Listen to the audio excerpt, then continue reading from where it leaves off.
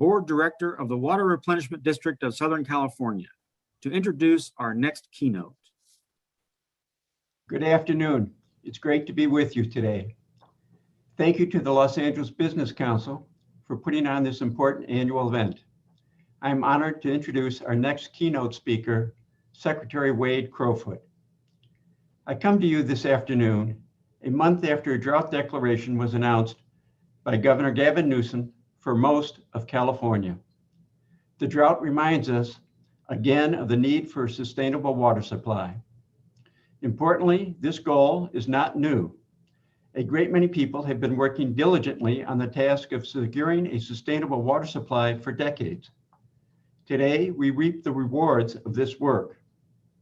I'm happy to report that in some areas, we are better positioned to meet the challenges of this current drought. For example, after 15 years of work, the Water Replenishment District, my agency, has created a locally sustainable water supply for groundwater replenishment in southern Los Angeles County. Our service area, which covers the central and west coast groundwater basins, is home to 43 cities and over 4 million residents. Until 3 years ago, we used tens of thousands of acre feet of water imported from the Colorado River and Northern California to supplement natural rainfall. However, through our Water Independence Now, or WIN program, we made important investments into stormwater capture and recycled water projects. The result is a locally sustainable water supply for groundwater replenishment. We, again, my agency, the Water Replenishment District, no longer relies on any imported water to refill our groundwater aquifers. This marked a huge milestone. However, this is just half the equation, so our work continues. In southern Los Angeles County, groundwater aquifers account for roughly 50% of the water supply. The rest is still met with imported water. After successful completion of the WIN program, we have turned our sights to the WIN for All program. This is a 2040 plan for regional water independence. We have partnered with the City of Los Angeles, Department of Water and Power, Torrance, West Basin, and other regional stakeholders to implement forward-thinking projects that will increase the use of groundwater in the region. The program will also usher in new groundwater storage projects. The highlight of the program includes a groundwater desalter facility that will treat about 18 million gallons of brackish water a day. The water will then be used as potable water for residents while leaving behind new available space for groundwater storage. Through projects like this, WIN for All can create a drought-resilient supply of groundwater that meets the full demand of southern Los Angeles County. We are proud to continue our work on these visionary programs and recognize the intricate net of agencies, companies, and community groups that bring these programs to life. Institutions like the California Natural Resources Agency is one such example. It oversees and supports more than 26 distinct departments, conservancies, and commissions. With over 19,000 staff, it is a robust group of dedicated people working to steward California's natural environment. It is my honor to introduce the person who leads this important agency, California's Natural Resources Secretary, Wade Crowfoot. Appointed in 2019 as a member of Governor Gavin Newsom's cabinet, Secretary Crowfoot advises the governor on natural resources and environmental issues. This includes the state's forest and natural lands, rivers and waterways, coast and ocean, fish and wildlife, and energy development. Prior to working in the Newsom administration, Mr. Crowfoot served as Chief Executive Officer of the Water Foundation, a nonprofit that builds shared water solutions across the American West. He served as Deputy Cabinet Secretary and Senior Advisor to Governor Jerry Brown, leading the administration's drought response efforts and spearheading several of that Governor Brown's priority initiatives to build California's resiliency to climate change. He also previously served as West Coast Regional Director of the Environmental Defense Fund and a Senior Environmental Advisor to then San Francisco Mayor Gavin Newsom. We look forward to hearing Secretary Crowfoot discuss California's continued investment in climate resilience and adaptation, and what the state aims to prioritize as the need for even greater investment grows. And with that, I will leave you with our esteemed keynote speaker, Secretary Wade Crowfoot. We welcome him and thank you. Well, thanks so much, John, for that introduction, and thanks for all of the work of the Water Replenishment District. I've said it before that Southern California is such a leader on water reuse and efficiency, and it's so important now more than ever. So I'm actually here in Sacramento, standing in front of our new headquarters building at the Natural Resources Agency. And to me, this is emblematic of the moment that we're in, which is actually quite exciting. Clearly, after 15 very challenging months for us all, we are returning toward normal. Vaccinations are up across the state. Over 70% of California adults have at least one vaccination. COVID transmission is to historic lows. And as Governor Newsom predicted, our economy is roaring back in California.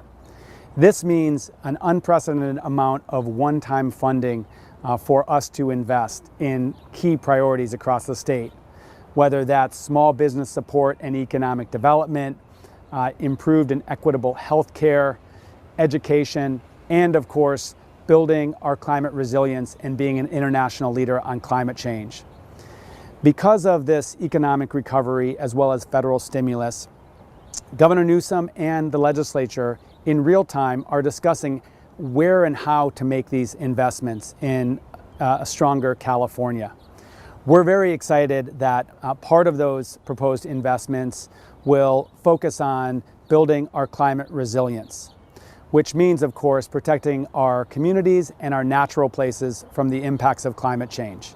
So this, of course, includes worsening wildfires, drought, flooding, sea level rise, and extreme heat.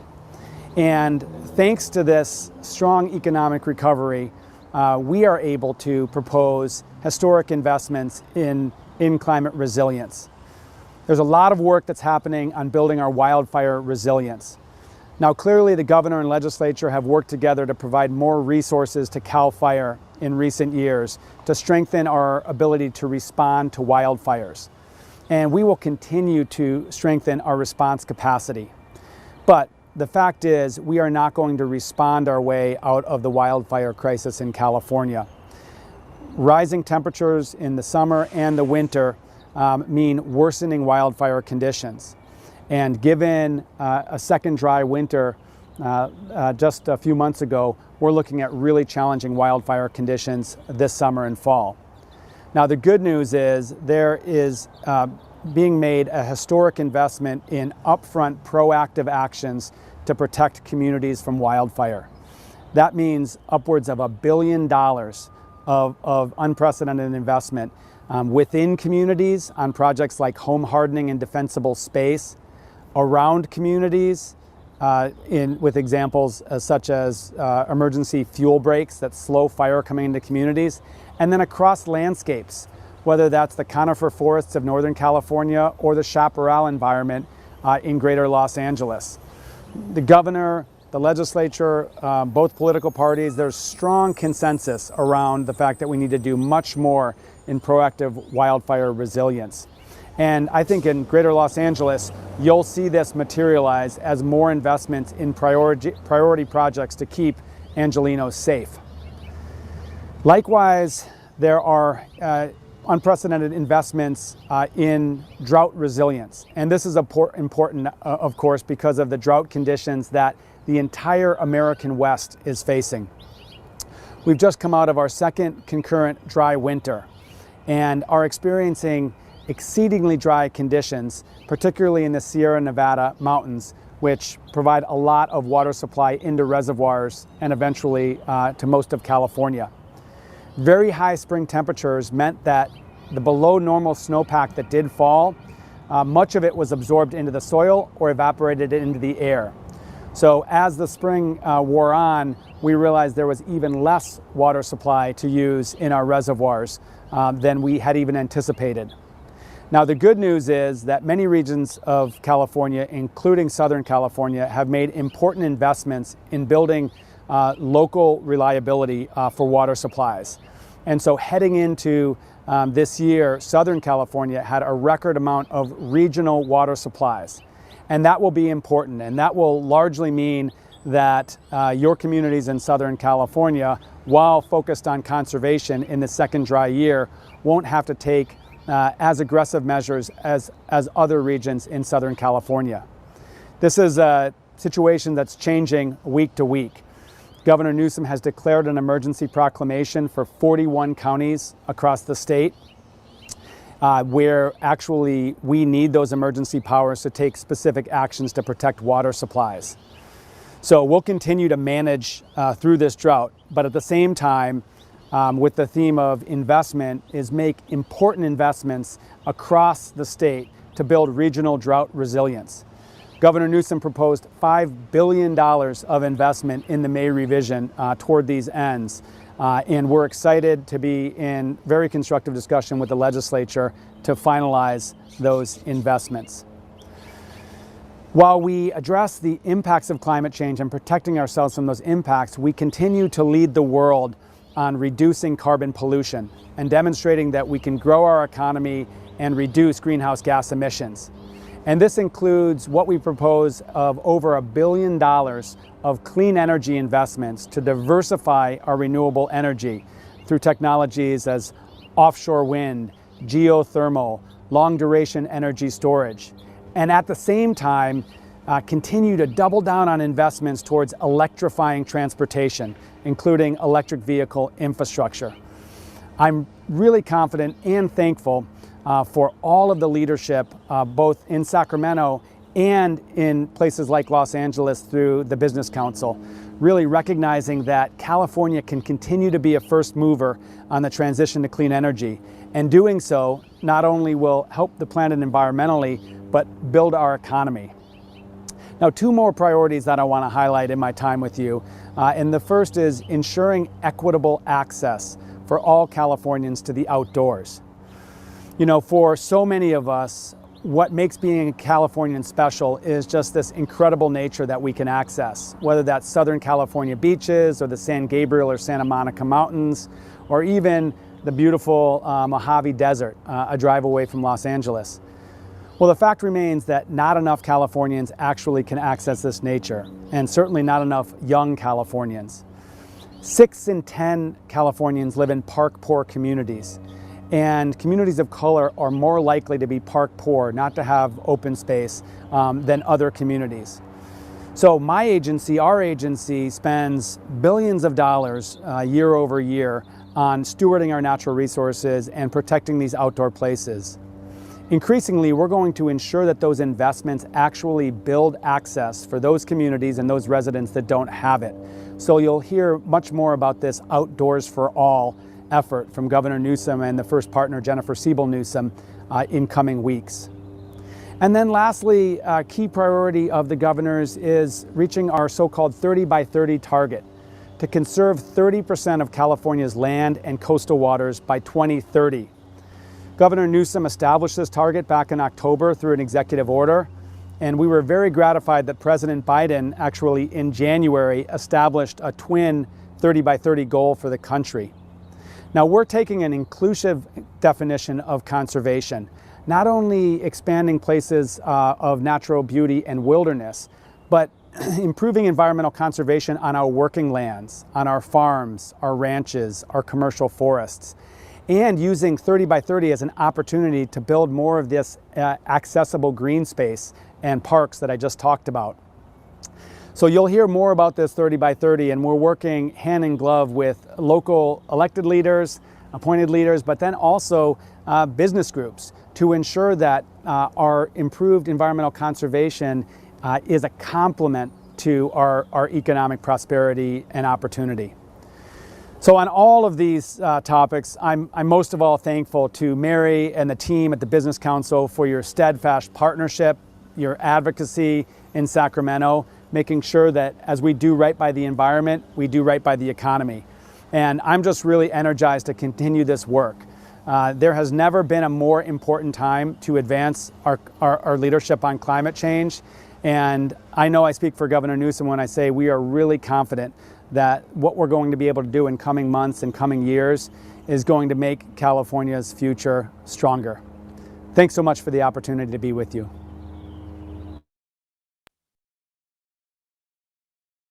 We now welcome our final panel of the summit, California Back in a Drought, moderated by David Nahai, president of David Nahai Companies.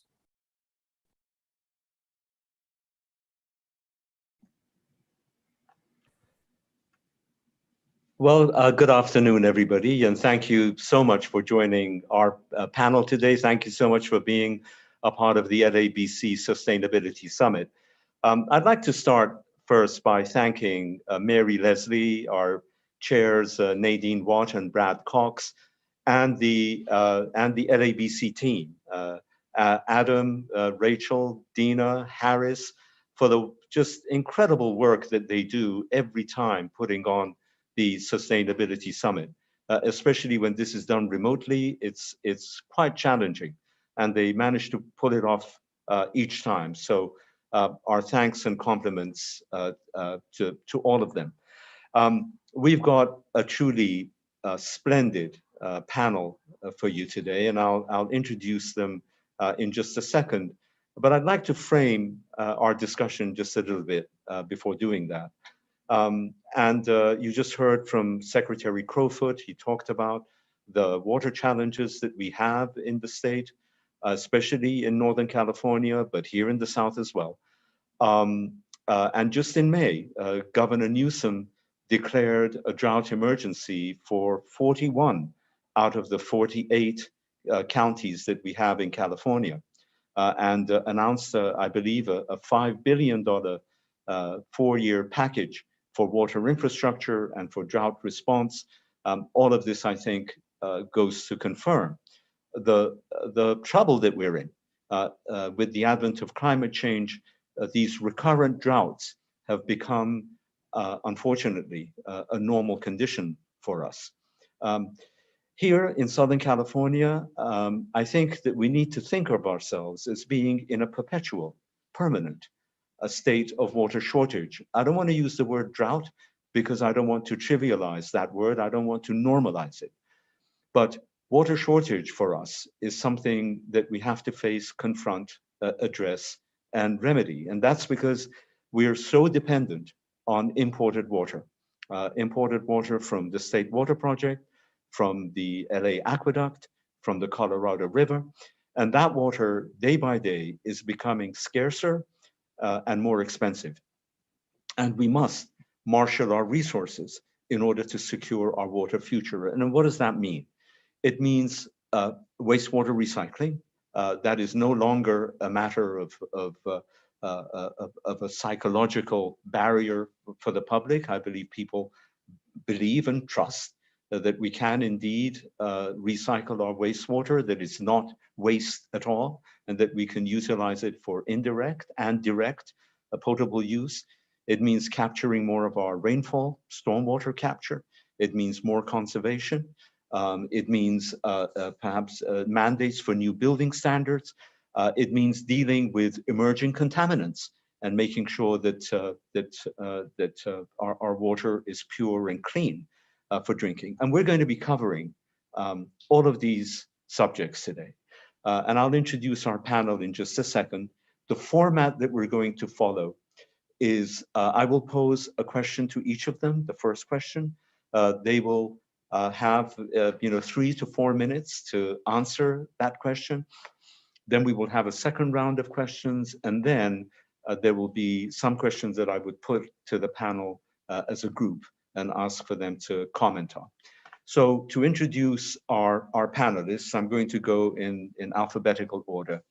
First, Anselmo Collins, who is currently the Deputy Senior Assistant General Manager and Director of Water Operations at LADWP. I think we need to congratulate Anselmo because the current Senior AGM in charge of water at LADWP, Rich Harisick, recently announced his retirement, and Anselmo will succeed in. So our congratulations to Anselmo.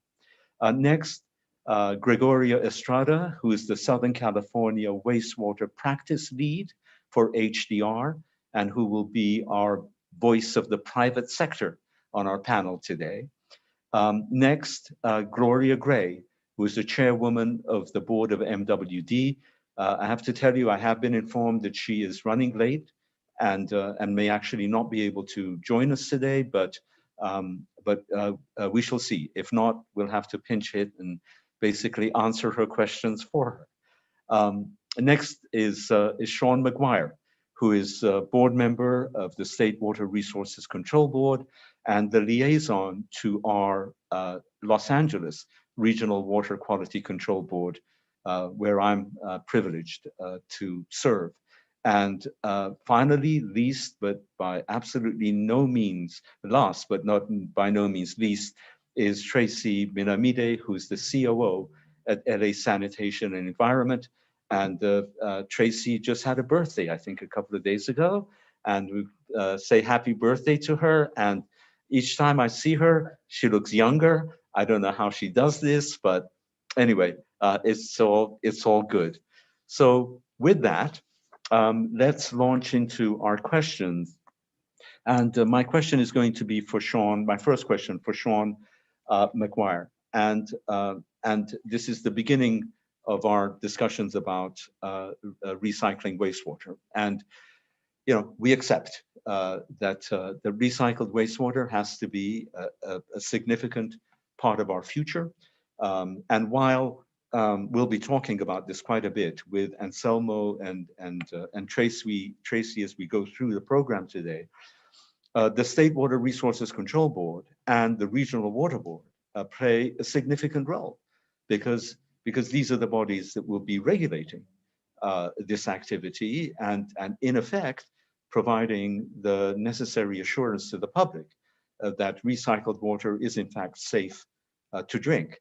So could you, Sean, please talk to us about this, especially in light of Mayor Garcetti's edict that here in Los Angeles, we're going to recycle 100% of our wastewater for beneficial uses by 2035.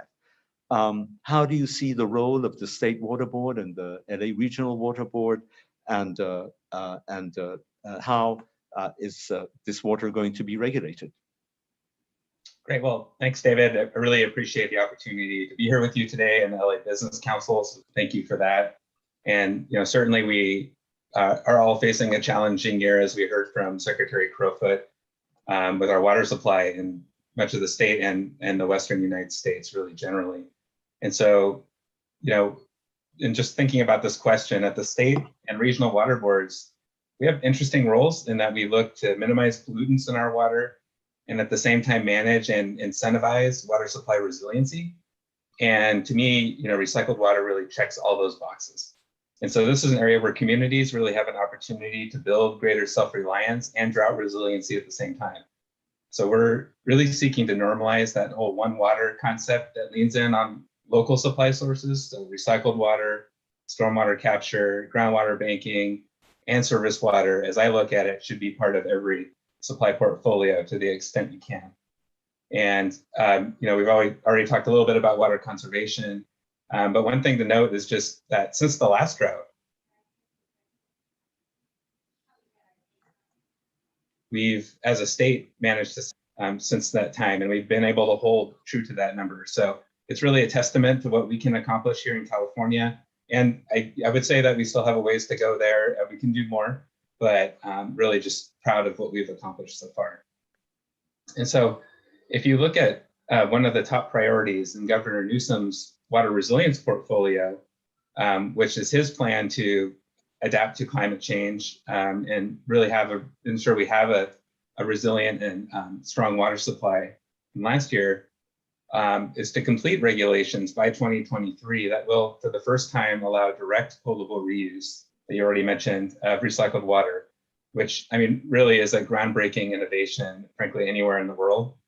For those of you who don't know a lot about recycled water, we, you know, We already allow a lot of types of reuse in California for groundwater recharge, for seawater intrusion barriers on golf courses. You've heard of purple pipe, but direct potable reuse would allow recycled water to be incorporated into drinking water systems essentially for the first time, which would provide really one more tool to allow for that 100% of recycled water goal to be accomplished in the city of LA.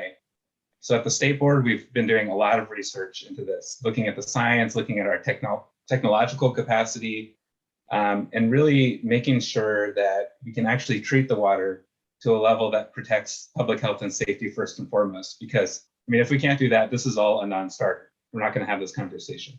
And a lot of the research has been completed this year and is really encouraging with what we can do.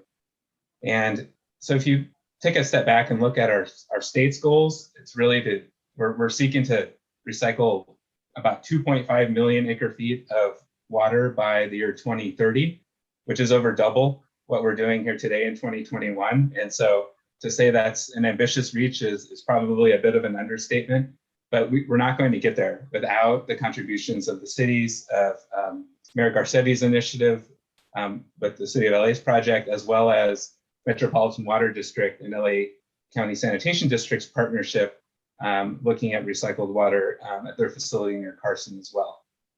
So, and last, I'll just leave you with, funding is a huge part of the solution. And as we just heard from Secretary Crowfoot, and we'll see where the budget lands, but in his $5.1 billion proposal, there was about $150 million of that carved out for recycled water investments.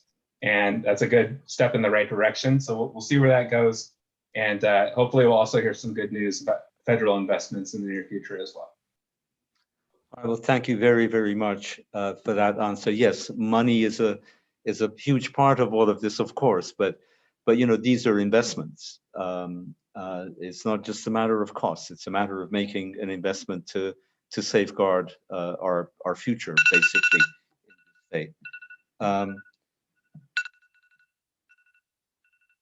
Okay, I apologize for this.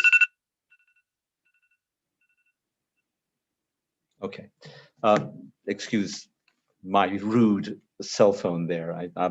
I keep telling it not to do that, but it does it from time to time. All right, the next question I'm going to pose to both Tracy and Anselmo, and perhaps you can let us have the benefit of your wisdom on this for 4 minutes each. So we just talked about Mayor Garcetti's edict, his 2035 a mandate in terms of recycling our wastewater. And this is part and parcel of Operation Next at LADWP and Hyperion 2035 at LA Sanitation. And this is a huge transformative initiative. When you think of the amount of water that is discharged from Hyperion to the ocean every year, I think it's something like, Tracy will correct me, but around 500,000 acre feet annually. So we're talking about recycling all of that by the year 2035 in 14 years. It's a huge undertaking. So could you, Tracy, perhaps you'll go first and let us know just where this effort stands. How do you see it unfolding?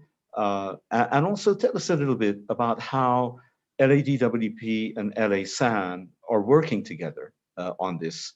Two very different agencies with different cultures, different sources of funds, and yet this is an indispensable partnership that must succeed. So if you could both let us have your thoughts on that for about 4 minutes or so each, be grateful. Okay. All right, thank you so much, David. Yes, definitely, LA Sanitation and Environment and DWP are working hand in hand on this huge endeavor. Mayor Garcetti actually made the announcement. I can't believe it's already been 2 years. This was in 2019 when he said that the city of Los Angeles would be going to 100% recycled water. This is part of his Green New Deal campaign. And you talked about the importance of us securing our water future. And that's exactly what this project is doing. We've come a long way in recognizing that the treatment plants in the city are not just treating wastewater and discharging it and letting it go out to the ocean, right? That's a waste. And so what we're now saying is, no, this water is a very valuable resource. It's not a waste, and we need to take advantage of that.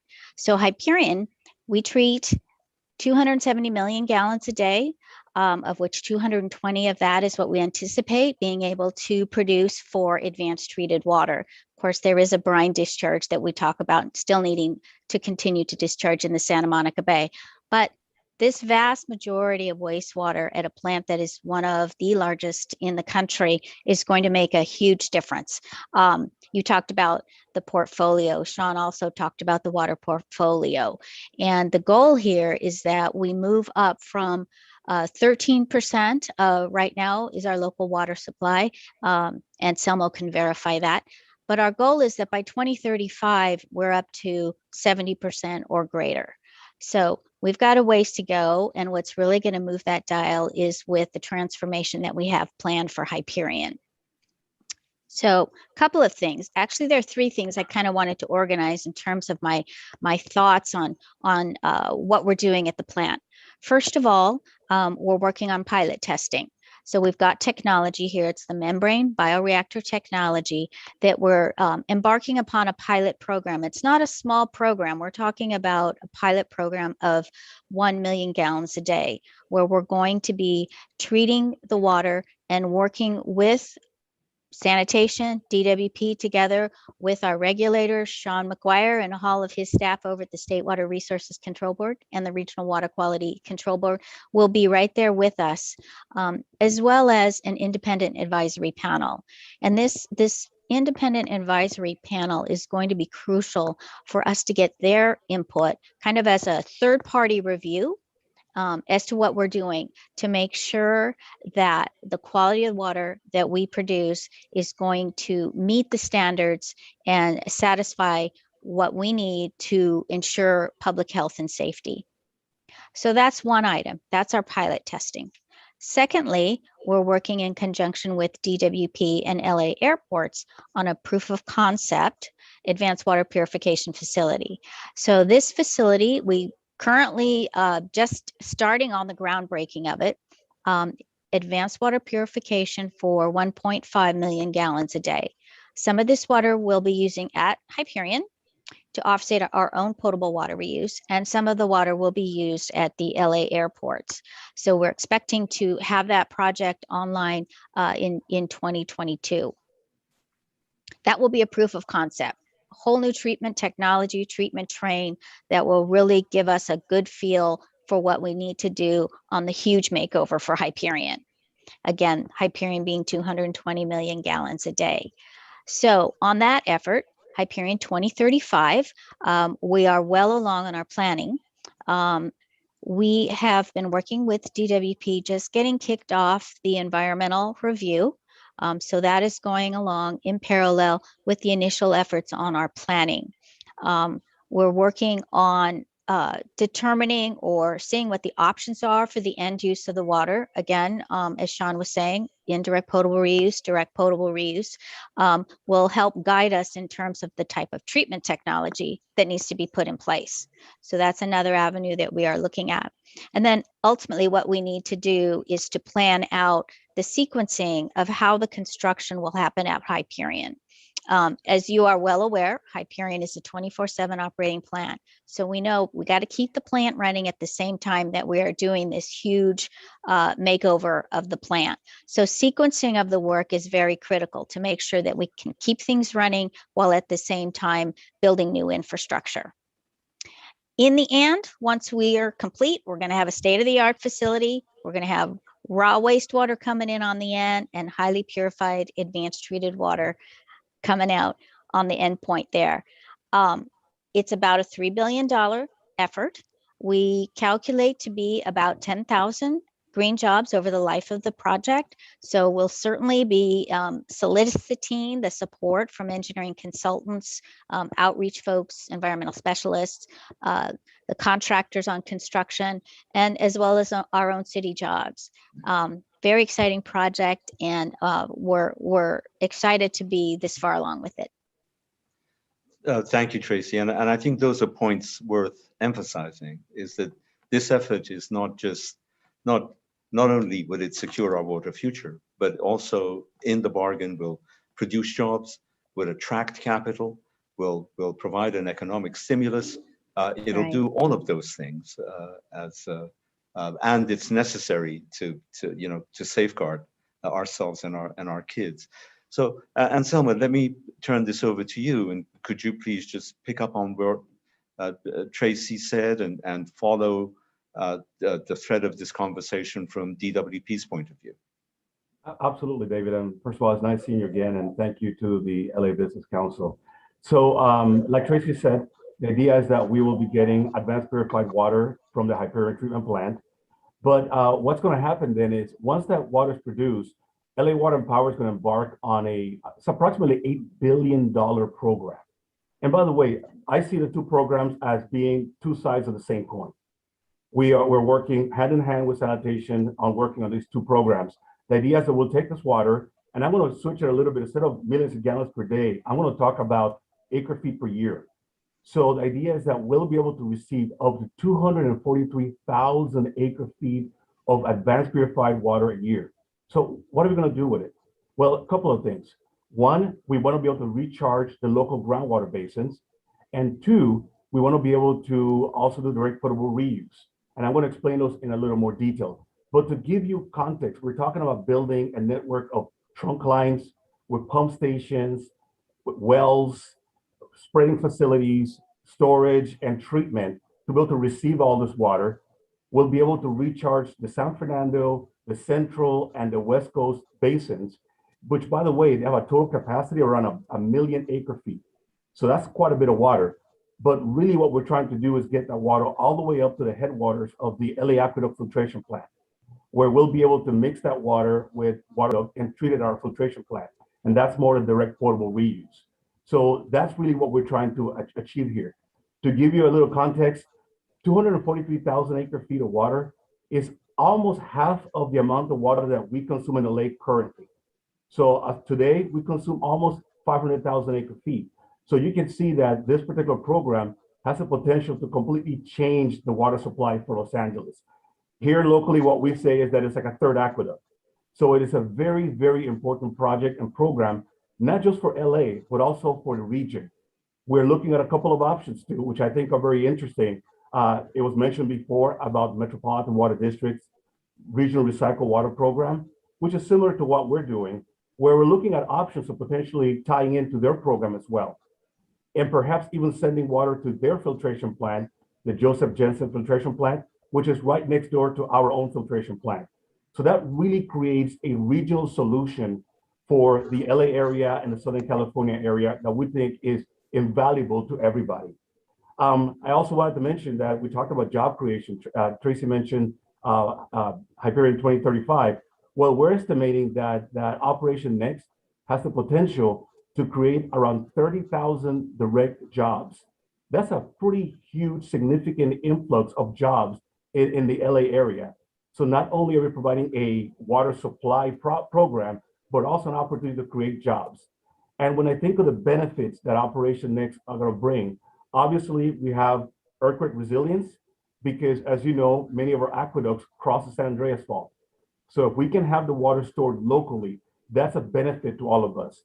It's drought resilience, because we'll be able to tap into water that now is in the ground that we can pull up and use during drought season or during dry years, as we like to call them, but also the economy.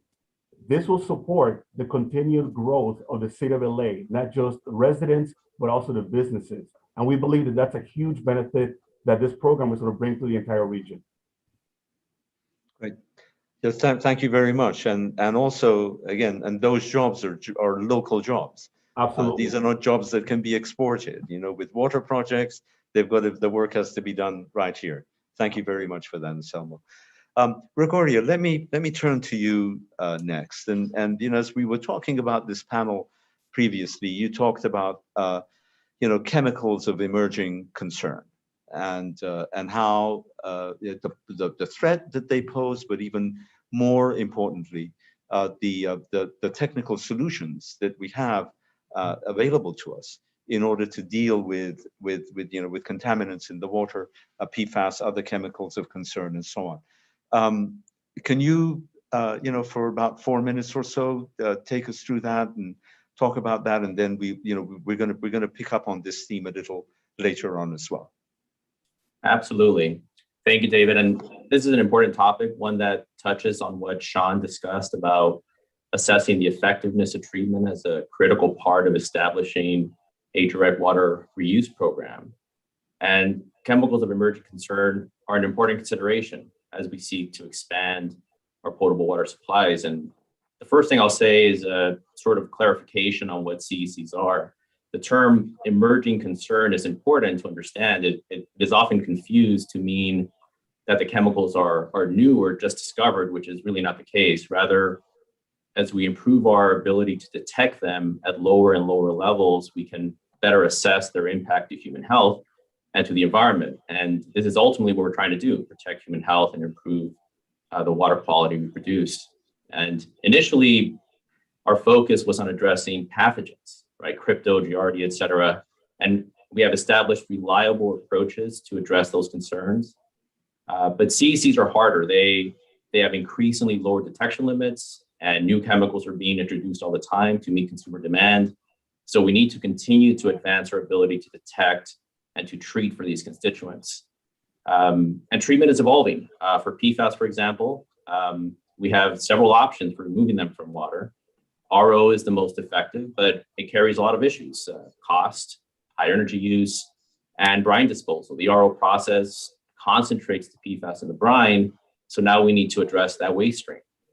But there are other treatment options available that are less expensive, such as ion exchange, but ultimately we have to look at this from a holistic viewpoint.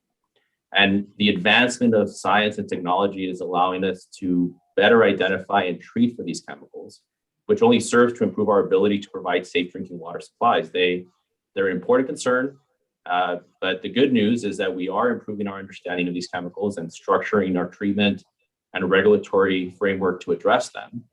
The potable reuse regulatory frameworks in particular are geared toward a safe and reliable potable water supply. It's an important consideration, one that Sean touched on earlier, and it's based on good science. It's based on proven treatment technologies and approaches.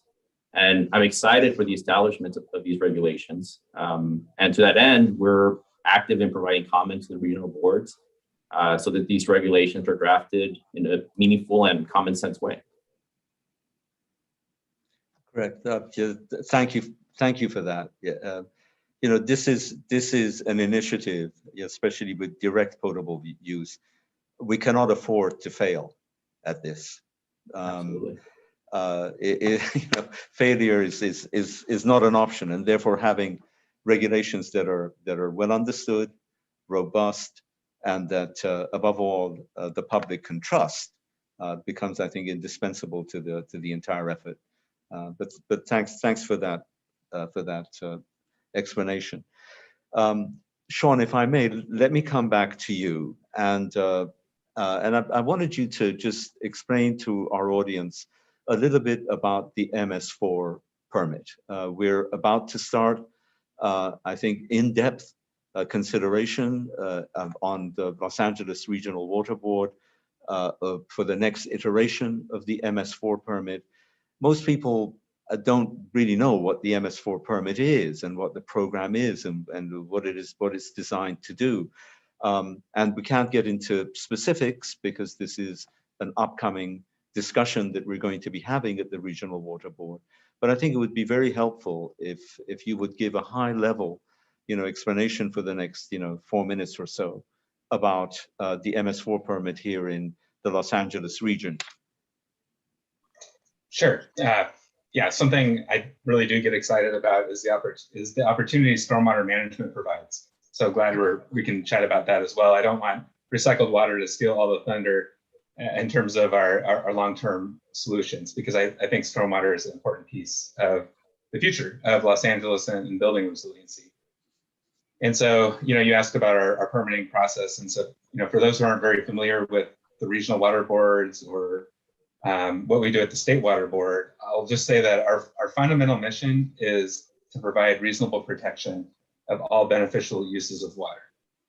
And so that means whether you like to fish, swim at beaches or in the rivers, drink water, or you care about our environment, the work at the water boards and what we do is incredibly impactful. And so now we get to MS4. And what is MS4? That stands for Municipal Separate Storm Sewer System. And it's lingo for the permits that the Regional Water Board issues to all the stormwater collection systems in urban areas that are usually cities or the county or other jurisdictions. And so there's a long history of challenges with stormwater pollutants in urban areas like Los Angeles and many others, with things like bacteria, trash, and particulate metals that run off of streets and wind up in our waterways. And it's not an easy path to manage. It's very complex. But I think we can all agree that we want clean rivers and creeks and beaches for all. And so, the strategy over the decades has been to kind of iteratively make progress to achieving the stormwater related requirements, knowing that it takes time and huge investments, community, financial capital, you name it, to clean up all the discharges in the region. So there's still a ways to go there. And so that's where the Los Angeles Regional Board comes in, of their permit that they reissue and update every few years. And so, my role, I'm a State Water Board member. And so I ultimately have oversight responsibility over the 9 regional water quality control boards in the state. And so I'm not really familiar actually with the current details of this new permit and what, David, you mentioned you're going to be considering here, I think in July. But what I do know is that historically, the water boards have embraced approaches that emphasize multi-benefit projects, low impact development, green infrastructure, where projects not only remove pollutants that we're trying to get out of the water, but also retain and capture that water and infiltrate it into the ground for water supply. And at the same time, provide urban greening and shade for our communities that have been starved of green assets for so long. So, the way I see it, green infrastructure and these types of projects are a real win-win for communities and for the environment. And of course, all these investments have been a real challenge, and I just really commend LA for leading the way in stormwater funding with your Measure W that you passed a couple of years ago, which do provide that stable funding source to help accelerate and incentivize and move a lot of these types of projects forward. So I think I'll leave it at that. Thanks very much. Yeah, we'll talk about Measure W in a couple of minutes, because I want to get everybody's kind of views on how well Measure W has performed for us. But yeah, I mean, the Los Angeles Regional Water Quality Control Board has in its jurisdiction all of Los Angeles County, parts of Ventura County. There are 88 cities in Los Angeles County and another 10, I think, in Ventura County. So 98 cities that are subject to this regime called the MS4 permit. And so it's a very, very complicated process to undergo. And we will be we'll be starting it in July, and I think it'll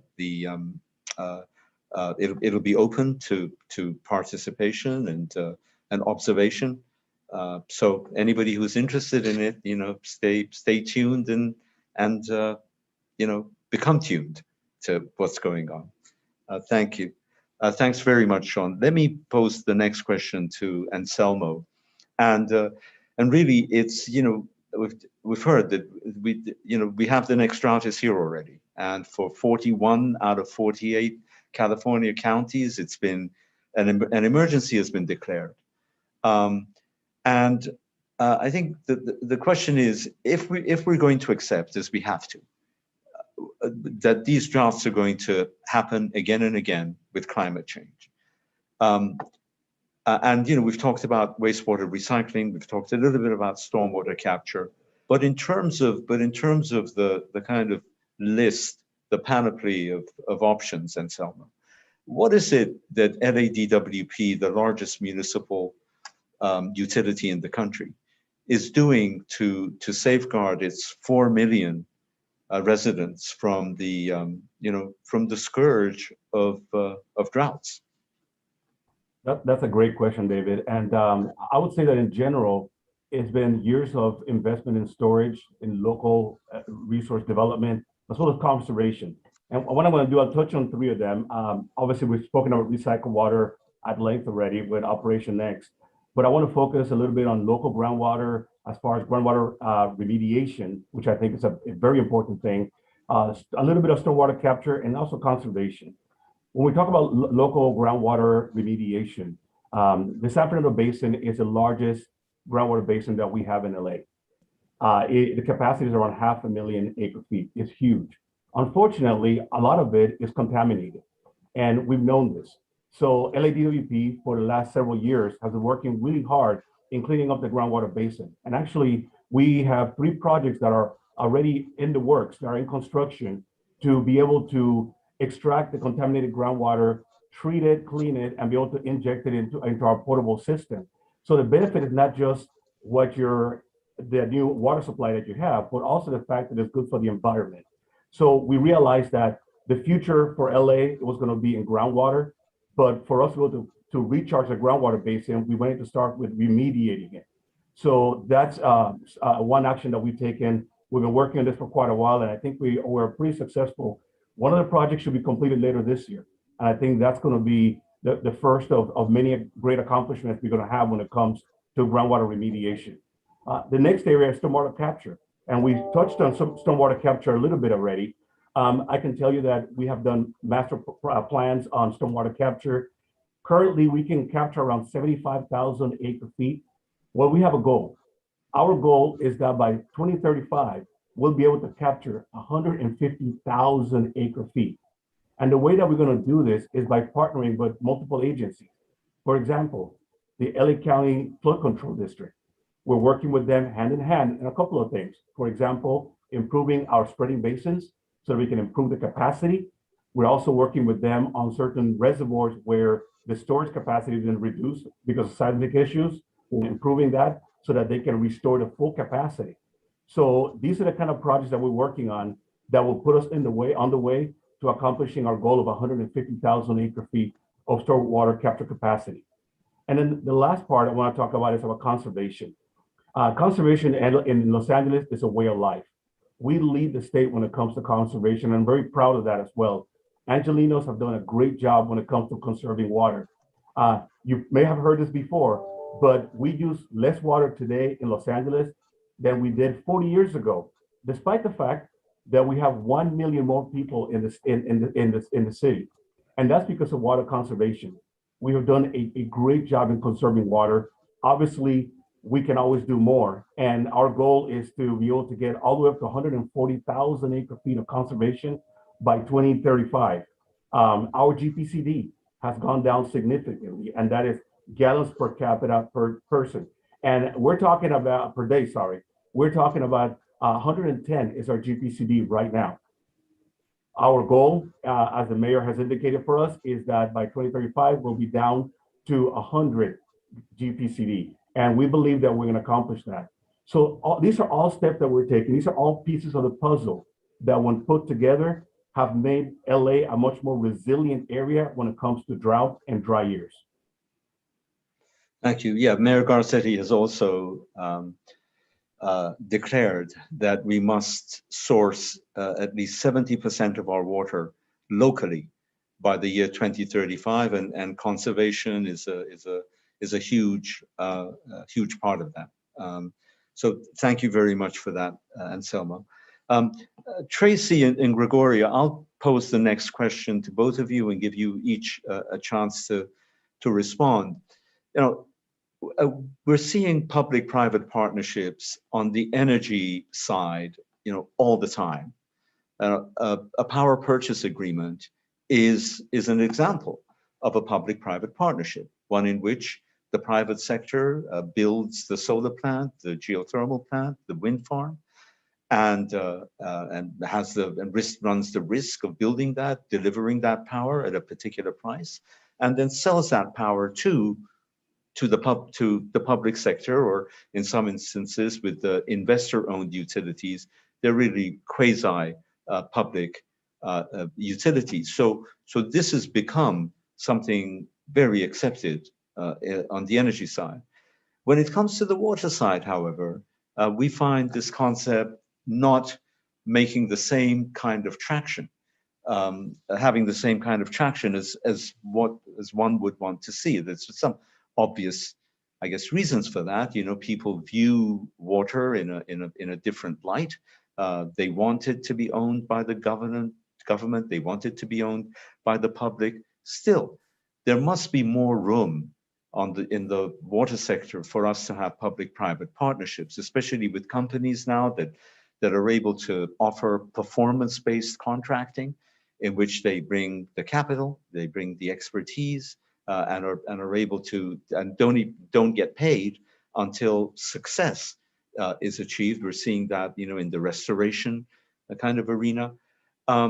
What do you think? How can we better utilize the public sector to accomplish our goals without in any way, you know, jeopardizing the sacredness of water and the public's desire, especially here, I think, in Los Angeles, to have water be publicly, you know, owned and managed? I don't know who wants to. Tracy, would you like to go first? I think Gregorio was going to go first on this Okay, one, and I'll follow Gregorio him. can go first. All right, very good. Thank you, Tracy. And David, thank you. I think it's an important topic. You know, and as you've already started that discussion on what have been the historical challenges with implementing P3s in the water sector. And I think you're right. These challenges are unique to the water sector because water is different. It's considered a public resource, and our public agencies are seen as the caretakers of that resource. One of the challenges in implementing P3s has been the perception that we are yielding technical control over assets. And these assets are expensive. They're crucial to protecting public health, and they're designed to meet strict regulatory limits. So our public agencies have become experts in managing and operating them, and ceding control of that is difficult. Another unique aspect of our water sector is the tendency to have what I would consider a prolonged vetting process for new approaches. And that applies both for new treatment technologies and for new contracting vehicles. A good example is the adoption of alternative delivery models for water infrastructure projects. And while I would say that design build now is very common, it took a long time to get here. There was a lot of hesitation in implementing that model, and we're seeing the same kind of hesitation with P3s. There's a reluctance there to adopt a new model given the lack of precedent, right? No one wants to be the first to do it. Further, public agencies have access to low-cost funding and the availability of funding sources that they're familiar with. So it's difficult to incentivize the search for new funding through private means. And it's probably worth mentioning that some forms of private funding do exist already. That, you know, I would consider that revenue and general obligation bonds are in effect private dollars that are invested for public projects. Essentially, they're low-cost loans, and that's a form of private and public partnering. But there are examples of P3s that are in place now that have been successful. One example is ESCOs, energy service companies. These are, you know, private companies that partner with public agencies to structure and fund projects that ultimately result in improved efficiencies within their facilities, and the resulting reduced energy use and operational costs are then shared by both the public agency and by the ESCO. But there's also private companies that have invested in building privately held and operated treatment facilities that then provide a service to public entities. An example of that is Poseidon, right, which produces potable water from seawater and has entered into agreements with local water districts to sell that water. Another example is Energia.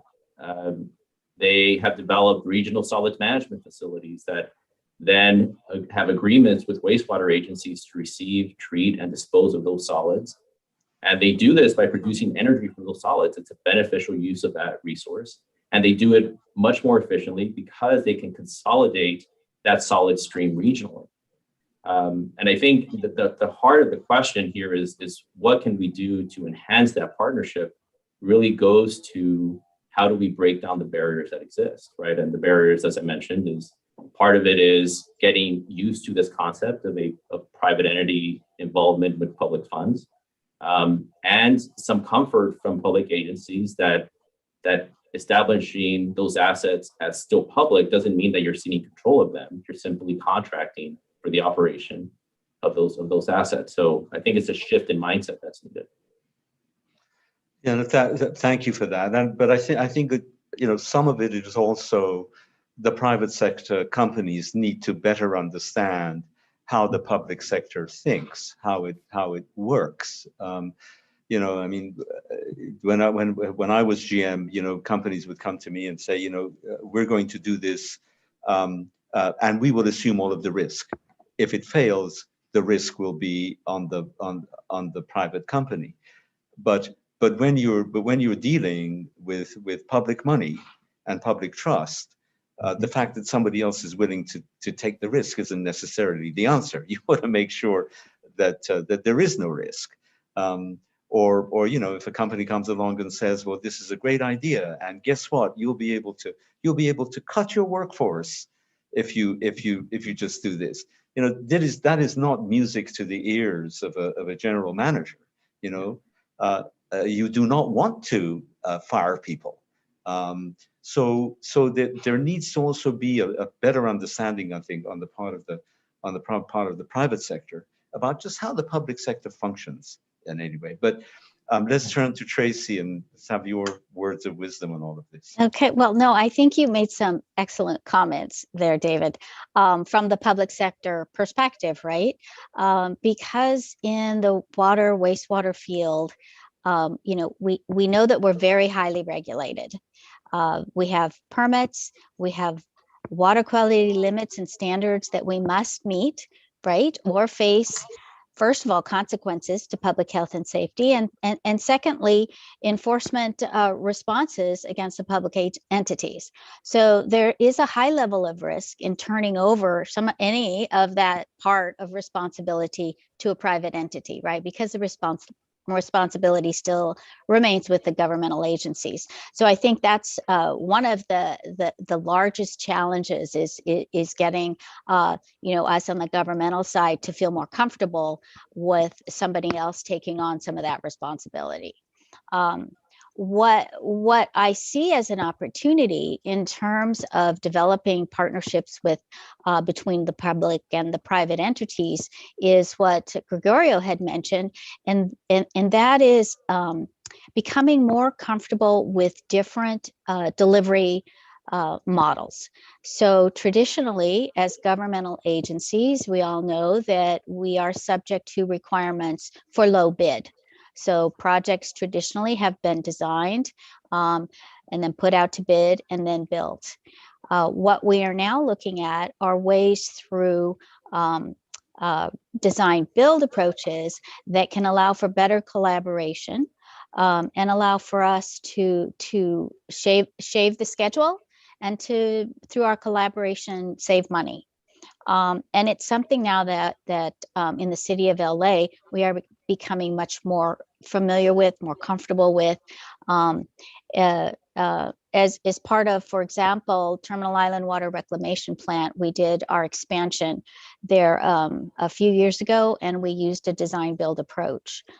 Right now, I spoke about our Hyperion proof of concept advanced water purification facility, and that we are doing through a progressive design build approach. We also right now have an RFP out for our Tillman water reclamation plant on a progressive design build approach for the advanced water purification facility that we will be constructing there. So what we're seeing here is an opportunity to build on the advantages that this type of approach provides. One, as I said, we're hoping to be able to save on schedule. As an example, in this approach at Hyperion with the proof of concept AWPF, what we have been able to do is do some overlap where we're creating a new greenfield, I'll put it that way, by demolishing some decommissioned process equipment and then building on top of it. So what the design build approach has allowed us to do is for the contractor to go ahead and do the demolition, get a greenfield set up, while at the same time they're doing the design of the facility itself. So that allows a little bit of overlap there on the work activity.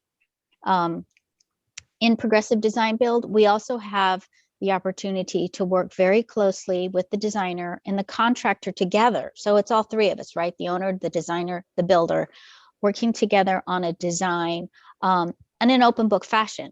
So cost estimating allows us to look closely at, okay, where is this proposal coming through? What are the costs and what are the line items? And do we agree with that? So while it's not a low bid approach, it is very much an open book approach where we can look at the costs that are being proposed by the builder. So I think there's a lot of advantages to this, and it really helps in terms of developing a stronger relationship between the public and the private entities.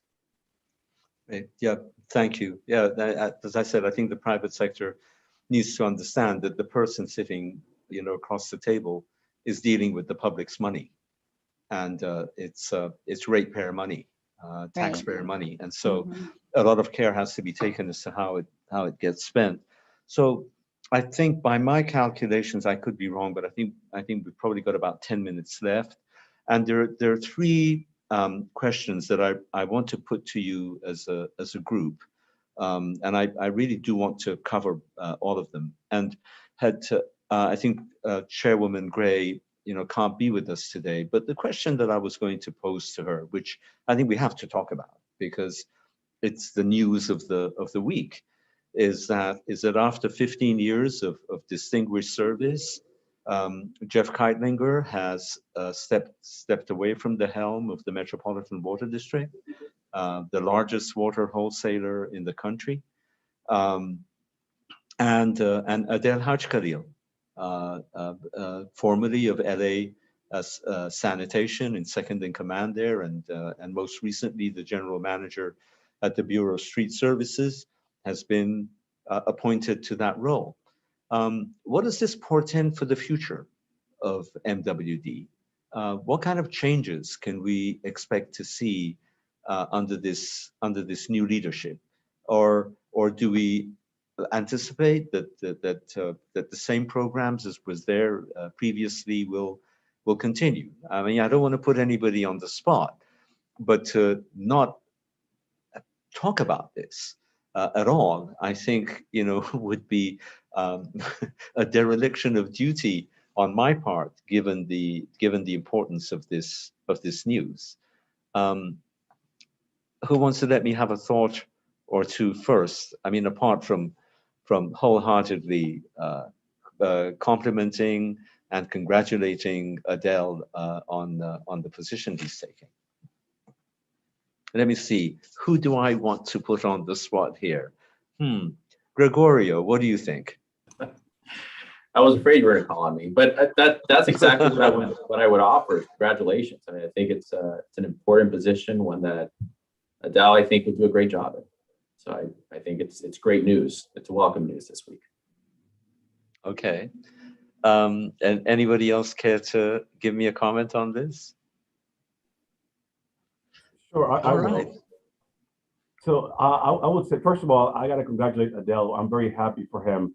I believe that he's a great leader and he's a great collaborator. And I think that my expectation is that we're going to see a renewed sense of collaboration with all the member agencies.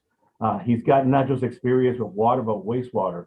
So he really kind of has, a full view of the water industry. And here in LA, we're very happy for him. I'm looking forward to working with him.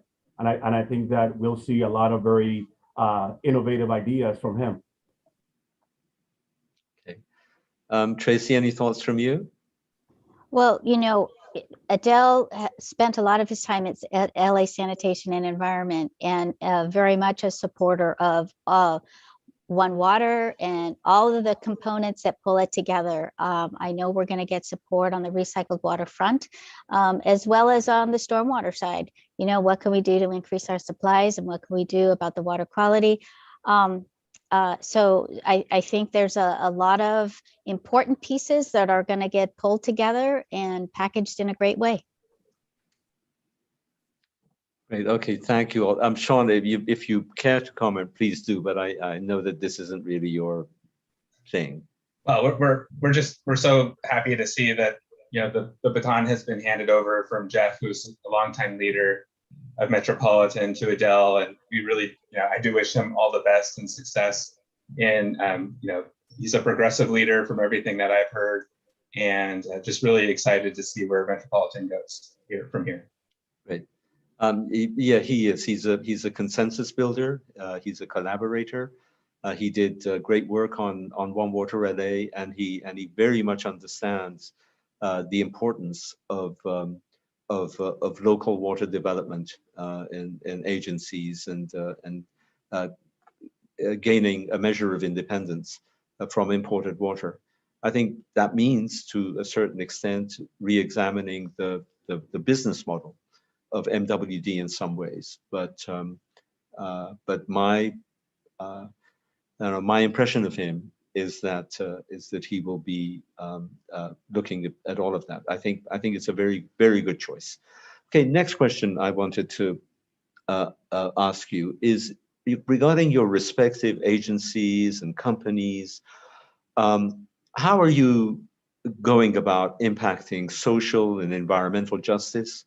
Racial equity, both internally and externally. Could each of you tell me what it is that you're doing on that front? It's of tremendous importance. Who wants to go first? I'll chime in.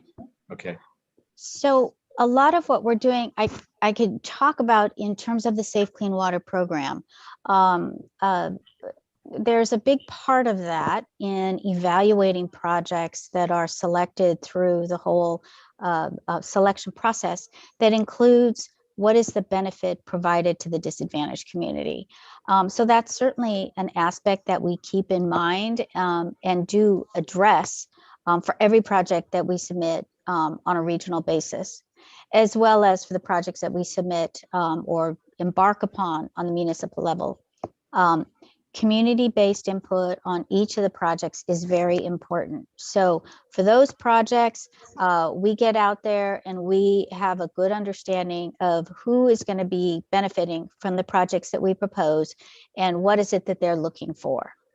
So that's become an important part of how we bring in that external input. On the internal side, we have a lot of programs going on within the city of Los Angeles, such as targeted local hire, bridge to jobs, and workforce equity demonstration projects.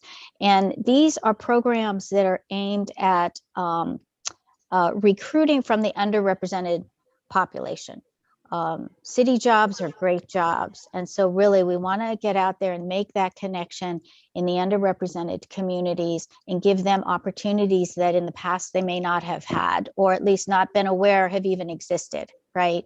So through each of those programs, we're really doing a targeted recruitment effort to bring in those underrepresented groups. Great, thank you. Thank you, Tracy. Who'll go next? I'll go next. Okay. So I think from an external perspective, one of the things that DWP has done is developed an equity metric data initiative. And the idea is to track, measure, and report on how our programs are provided to all customers and residents. Also, every time that we have a project, we look for opportunities to provide multi-benefits. And an example of that, for example, with Operation Next, where a fair amount of the pipeline that we're going to have to install, the trunk line, will be tunneled. We're looking at location. We have launching and receiving pits. And the idea would be to potentially create those into parks for the community. So that is a way for us to make sure that we are equitably benefiting all the communities that we serve. Internally speaking, our vision is really to have a diverse workforce and that everybody feels value, and that's reflected in every aspect of our operations. We've developed a racial equity action plan. We actually did a survey not too long ago, as well as a series of interviews. And the interesting thing for our employees when it comes to racial equity is that 70% of them said that racial equity and diversity and inclusion had to be priorities for the department. So we embarked on a search for a chief diversity, equity, and inclusion officer. Any day now, we should be making that announcement. That individual will be reporting directly to our general manager, and that person will have a responsibility for employment services to make sure that we are being diverse in the folks that we hire and we recruit, supply diversity, making sure that all those dollars that we're spending on behalf of ratepayers are being spread across all the communities, and that all the small businesses have an opportunity to also benefit from the work that we do. We also economic and community engagement, as well as being responsible for the equity metric and the data initiative.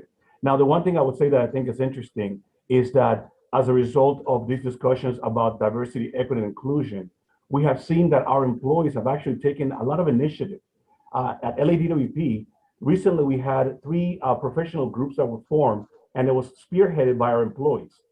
We actually have the LADWP chapter for the National Society of Black Engineers, one for the Society of Women Engineers, and one for the Society of Hispanic Professional Engineers. All these associations now were formed and are being led by our employees at their own initiative. So it's something that we applaud. We recognize that it starts with all our employees, and those are some of the steps that we're taking, and we're happy to see what the future brings for us. Okay, thank you, Anselmo. I see that the Chair Gray has joined us. Well, thank you for being here, and I hope you've had a couple of minutes to catch your breath. I know that you came straight from a meeting. So let me turn the mic over to you. Of course, the questions that I would want to put, well, I'll pose both questions to you at the same time. One is, of course, what does the future portend with respect to the change in leadership that you have recently had at MWD, with Jeff Keitlinger leaving after 15 years of great service, and now Adel Haj Khalil coming in? What changes can we expect? And then secondly, if you could, Chair Gray, tell us a little bit about, for 90 years now, MWD has basically been an importer of water, but things are changing, and MWD has been an innovator in so many ways, as it helps to build basically a new water future here in Southern California. Could you tell us a little bit about what is going on at MWD, in connection with dealing with drought and the long-term effects of climate change and so on? I think you need to unmute yourself. There you go. Thank you, Dave. Thank you, David, and to the panelists. It's an honor to be on the panel with all of you. I apologize for being late. I had a meeting in Pasadena and traffic was horrific on the freeway getting back. So I'm very pleased that I'm here. I'd first like to talk about the fact that we do have a new general manager, and I want to start out by just making a few comments in terms of what this means. It is a very historic time for Metropolitan because we are nearly a century old as an organization. We've been around for a long time, and we've only had 13 general managers in all that time.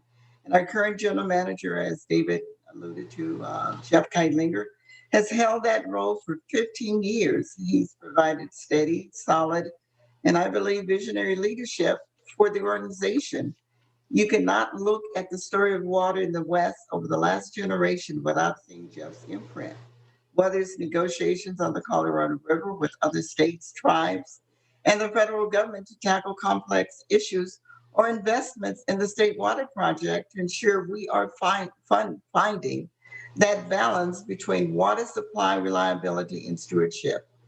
Our local projects, which is very important to water reliability, that will help define our future in the face of climate change.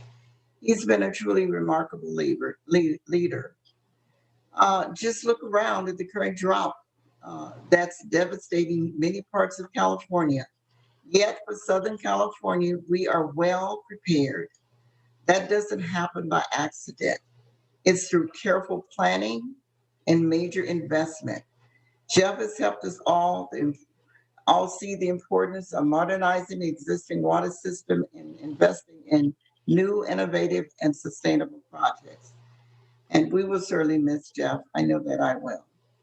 Now, many of you may know Adele, and I think David said you did, and probably many on the panel.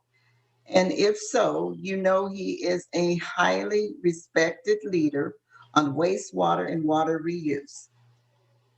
He was appointed by Mayor Garcetti in 2018 to lead Streets LA. That is the department that manages and maintains Los Angeles' vast network of streets and urban forests.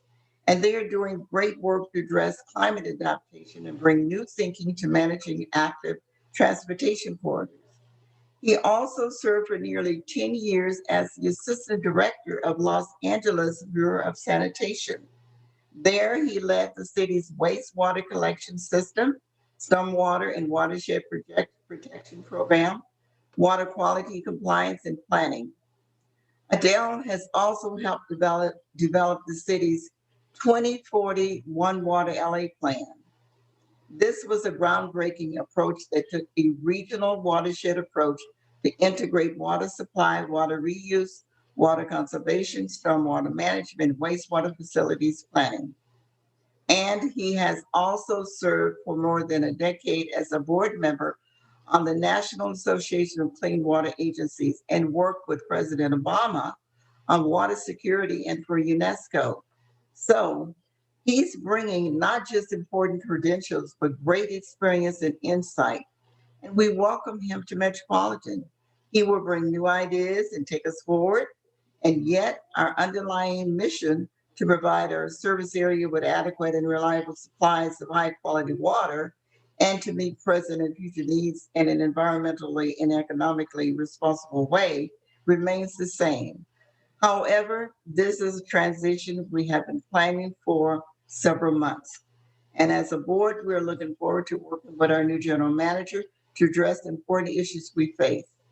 While specific approaches are likely to shift under new leadership, Metropolitan has always adapted, bringing new ideas, innovation, and focus to the work we do.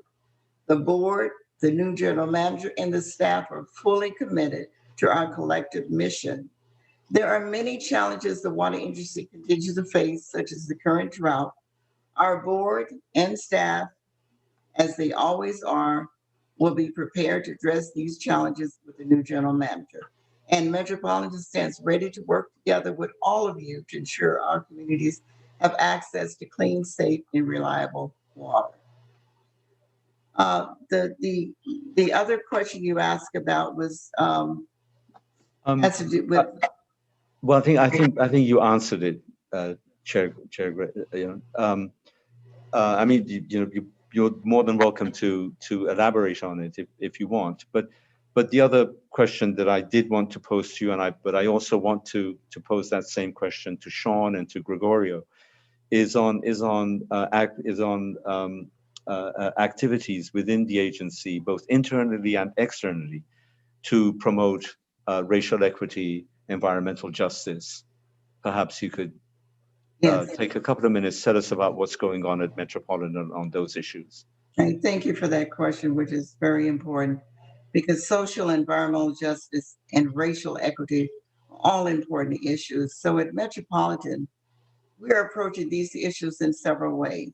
First, Metropolitan, we're doing it in disadvantaged communities. In the Metropolitan service area, we have about half of the residents who live in disadvantaged communities.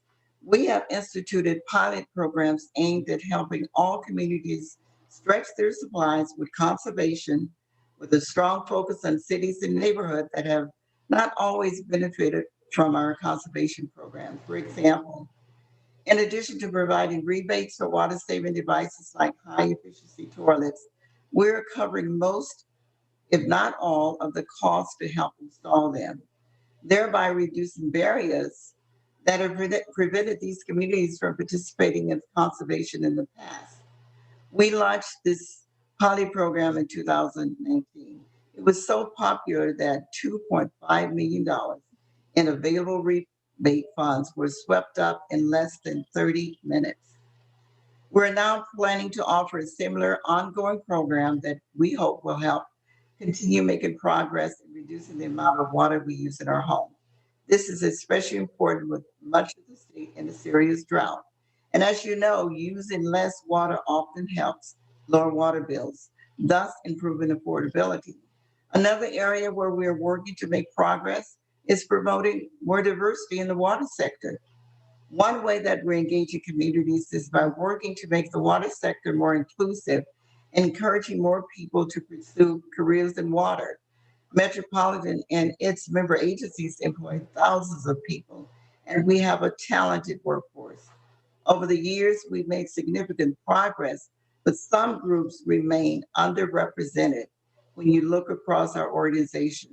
Overall, the minority share of our workforce has increased from 30% in 1990 to 55% in 2019. The female share of the total workforce continues to increase, also up from about 19% in 1990 to 28% in 2019. And while the progress is impressive, this is a common challenge that many utilities have historically been predominantly male-occupied jobs.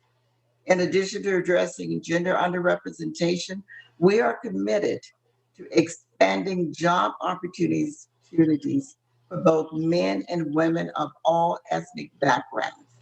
And certainly during this Pride Month, we must acknowledge the responsibility of all employers need to create a supportive, respectful, and inclusive workforce for our LGBTQ plus employees. For the water sector to develop and stand up to today's challenges, it must break racial and gender stereotypes. I believe doing so will provide us with much needed additional perspective and skill. At my agencies, which is Metropolitan and West Basin, we place a premium on building a more representative workplace. We do this in many ways. We support career, technical education, and programs that focus on science, technology, engineering, and math. And this is one way we can encourage more girls to pursue these fields and reduce the gender gap in science and engineering jobs. We also have training and apprenticeship programs. And finally, we're working to affect change from within our organization with Metropolitan's Diversity, Equity, and Inclusion Council. I am proud that Metropolitan has a Diversity, Equity, and Inclusion Council. It is a forum we created 1 year ago that has expanded my own initiatives as chairwoman to embrace diversity and ensure equal access opportunities for all. The changes we're seeing at Metropolitan in many ways reflect the changes happening in society. We are taking an honest look at our policies and our culture with a desire to build a more equitable and inclusive workforce to provide more opportunities for all our employees. Thank you. Thank you. Thank you very much. And your leadership is critical in this regard, as in so many other ways. I've received all kinds of warnings here about time. I do want to give 1 minute each to Sean and to Gregorio to answer this question, because I know that you would want to.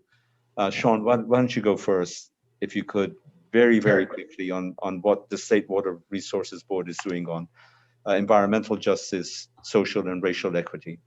Yeah, and thank you, and thank you to the other panelists. I think I'm really encouraged to hear that I think a lot of what we're doing echoes the types of work you're doing in addressing racial equity, systemic racism issues, both within the workplace, but also externally.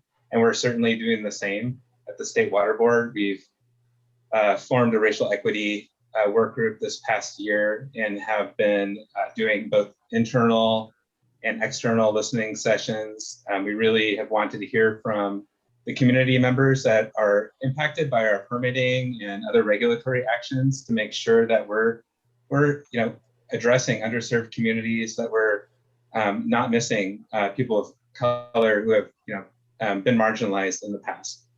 And so, one testament to the fact that we have made baby steps in that direction is our safe and affordable drinking water program, which was made possible by the legislature through SB 200, which provides an annual funding source of $130 million for us to address the 1 million Californians who today currently don't have access to safe, clean, and affordable drinking water. So I think programs like that, plus our new racial equity program and all the new measures that's going to include when we consider our resolution here in August of this year, will I think really build our investment in addressing and racial equity that has gone on for far too long in our state. Thanks very much. Gregorio, to you as the last one, and then after this we're gonna wrap it up. Go ahead. Thank you, David.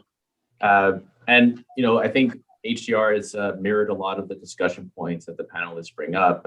We are an engineering and architecture consulting firm, and so our greatest asset is our people. And as such, when we think about how to affect social and environmental justice and racial equity, we naturally begin with our staff. So internally, we have a strong inclusion, diversity, and equity program as well. One of our internal mantras for the company is making great things possible. And we can do that when we value and respect diverse perspectives. And we recognize that diversity already exists in our organization and should be promoted and increased because it's a good thing, because it cultivates creativity, it cultivates innovation. Most importantly, in my opinion, is equity, because both inclusion and diversity are built on the notion of equity and access, equity and opportunity, and advancement. It's how we break barriers. It's how we promote our culture of collaboration. It's how we build trust. It's how we connect with our clients and our communities. It's central to everything we do. As part of that effort, we've also formed employee-led networking groups with a focus on issues that are related to the specific underrepresented groups. These groups serve to promote support and enhance career advancement, create a sense of belonging. We want our employees to feel like they can bring their true selves to work. And externally, we encourage our staff to be active in the community. We reinforce that by funding organizations and projects that matter to our employees and have a beneficial impact to the communities we call home.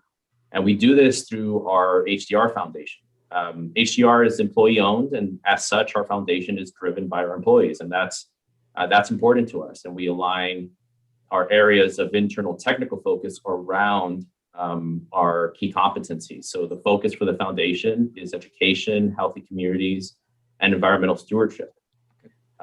Annually, for the last 4 years, we've been able to raise over $1 million. And this year, we are on pace to have a record year.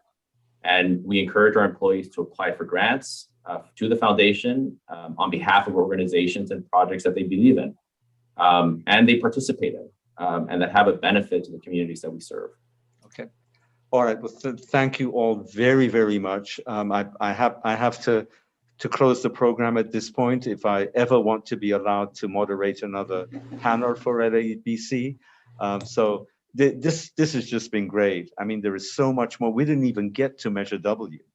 There was so much more to talk about, but you've just been absolutely excellent, all of you. Thanks so much for joining, and for those of you who are still with us listening to the panel, I hope you found it interesting and informative, as I certainly have. And thanks very, very much for being a part of the LABC Sustainability Summit again. And we'll see you next time, hopefully in person. Okay, take care, everybody. Bye for now. Thank you. Bye-bye. Bye.